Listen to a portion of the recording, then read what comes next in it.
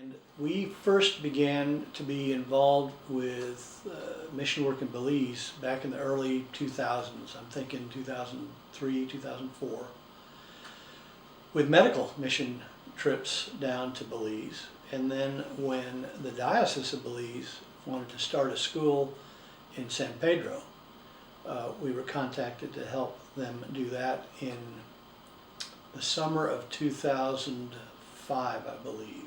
Several people told me I should get in touch with Frances Wilson in Belize because she knew everything about Belize. It would be a perfect place to go.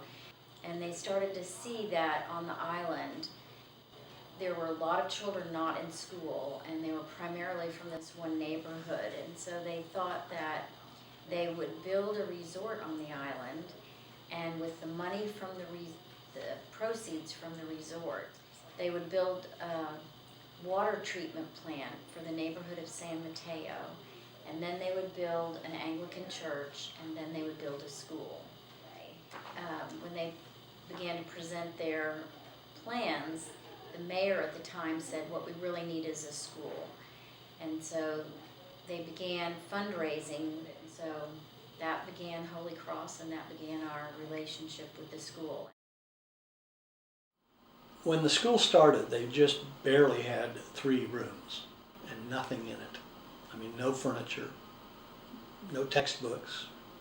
They had kids, teachers, and 3 rooms on stilts over water, with kids, at risk for literally falling out of the classroom into the swamp. The growth of the school has been, it's kind of like saying wildfire growing. I mean, you don't really control some things, you just think you do. The school started with about 90 children, and I think by January had about 120, 130 kids. They just keep coming in. And they were constantly adding classrooms as the kids came in, adding and building new facilities. They were just barely ahead of the wave of children as they came in.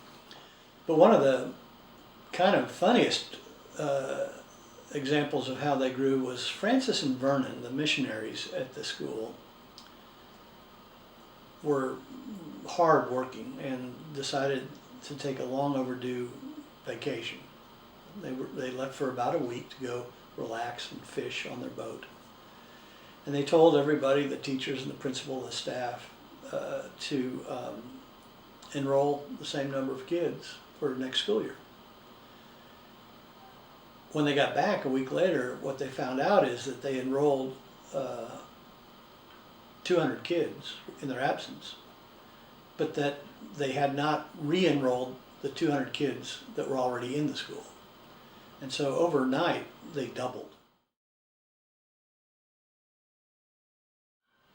The feeding program at Holy Cross has been a real ministry from the beginning. And the school from day one provided them breakfast, snack, some sort of a fruit snack, a hot, protein-rich lunch, and they did this 5 days a week, and at no cost to the children.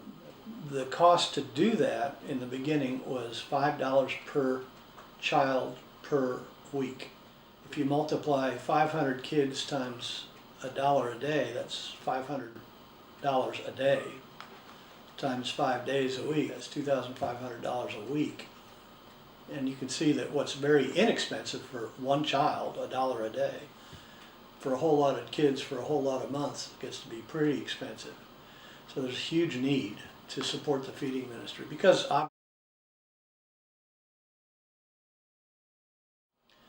so many of our kids that finish their studies at Holy Cross, many of them don't get into high school, many of them don't. But those that are able to get into high school then have to face the daunting task of how is it going to get paid for. High school is not free in Belize. Education goes from kindergarten through 8th grade. It's on the British system, so they have a little bit different, but it's the equivalent number of years. The cost for a year's worth of high school in Belize is on the order of $600 to $700 a year. A very small amount of money for Americans, but for a poor family in Belize, something that's out of their reach. The children that go to our school come, for the most part, from the poorest neighborhood in all of Belize. It's called San Mateo, St. Matthew. San Mateo is a small area of land on the island that was land that was donated to people in exchange for a vote. And it was promised that if they voted for this person, you would receive land, and eventually they would put in electricity and water. So many poor people took advantage of this promise and started living out there literally on sticks in the swamp. Families live in little, or some larger homes, and they're built out of plywood, and they use seagrass and seaweed for fill underneath the houses. And as many as a dozen people might live in a room the size of most of our bedrooms, or even not that big. About 5 years ago, a group of students from the University of Mississippi came down and started a project to build roads in San Mateo. The only roads they had in there prior to that were called London bridges, and they were a series of wooden planks that were put over water and put over a big, in one area, a sinkhole that no one knows how deep it is. And it just haphazardly, these planks were put in, and you'd see people with wheelbarrows or bicycles. The group from Mississippi came in and started with the community a building project to build roads, wider roads, so that maybe two golf carts could go by, or more than one bicycle, and maybe even a truck. The community was thrilled. They helped bring in sand from their neighborhood, and rocks and shells. And the mayor has spearheaded a move to get electricity and running water in the island, in that part of the island. So now almost everyone in there if they don't have it, will have access to running water and electricity. Over the years, the building of the facility has included things like pretty much a state-of-the-art computer lab. The computer lab is also one of the few computer labs in a lower grade school in the whole country. We started out with 25 donated Dell desktop computers. The children, they have a computer teacher, Mr. Aaron, who is dedicated to keeping the computers up to date and teaching computer skills. So I think updating the computer class has been a big boost to the students. Another large improvement was the library at the school, which in no small way was made possible by one of our parishioners, Hollis Kent, and her college roommate. The library is one of the largest school libraries in the country of Belize for lower education.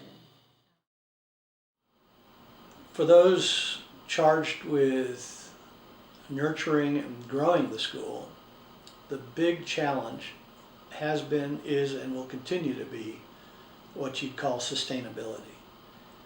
And so one of the most important things for the school is for the board to continue to look at enrollment management, to try it's best not to outgrow its ability to support this number of students it has?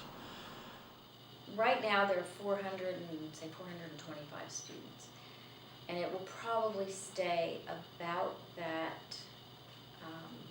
number of students for the time being.